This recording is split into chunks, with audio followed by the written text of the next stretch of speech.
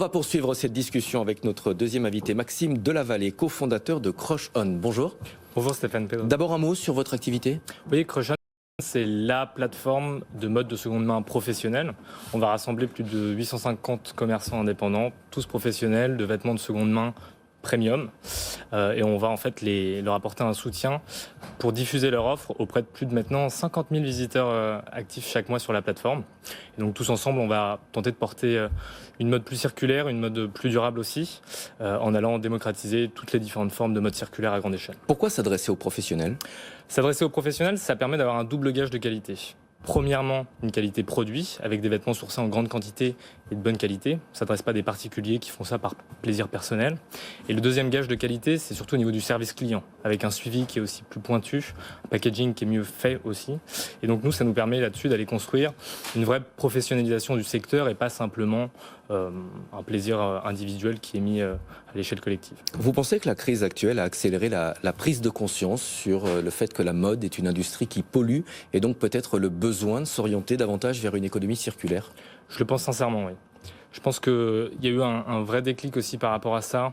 Les jeunes notamment, Gen Z et Millennials, qui correspondent d'ailleurs à plus de la grande majorité, plus de 85% de notre communauté, sont très engagés sur ces sujets-là. Mais on a remarqué en 2020 qu'il y avait aussi de plus en plus la génération d'au-dessus, les Gen X, ou la fin des Millennials en tout cas, qui s'intéressent de plus en plus à ces problématiques. On reçoit souvent des messages où justement, parfois c'est des personnes âgées entre 30 à 40 ans qui nous disent c'est aussi l'impact écologique qui nous tient à cœur dans notre acte d'achat.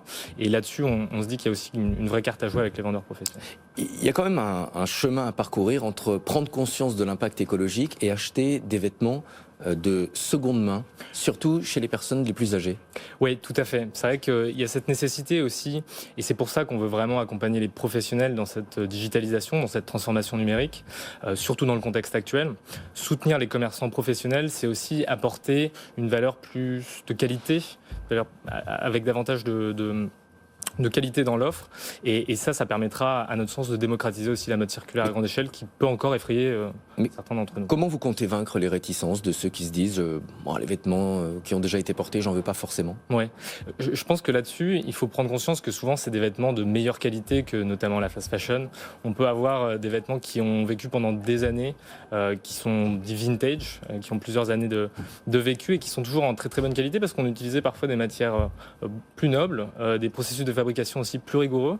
Et donc là-dessus, je pense qu'à travers un service client et un produit de qualité, on va être en mesure petit à petit aussi de travailler sur une démocratisation à grande échelle. Est-ce que la limite de votre concept, c'est pas la durabilité des produits ? On a vu beaucoup de secteurs où l'obsolescence programmée avait pris le dessus. Ouais. Est-ce qu'on peut imaginer les fabricants de vêtements finalement les rendre plus fragiles pour éviter cette économie circulaire ? C'est une très bonne question.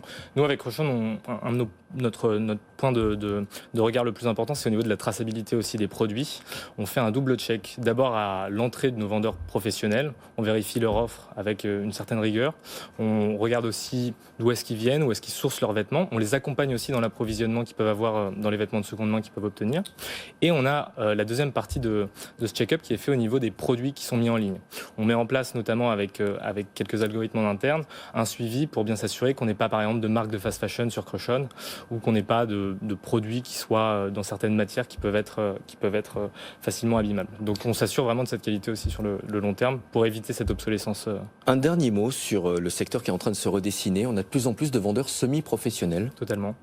Nous, notre but, c'est de pouvoir les accompagner jusqu'à une professionnalisation, pour pouvoir faire en sorte qu'ils soient objectivement intégrés à cette industrie et qu'on puisse, en plus de ça, arriver à structurer professionnellement une industrie à grande échelle et à nouveau pas seulement fonctionner de manière individuelle un peu partout dans le marché.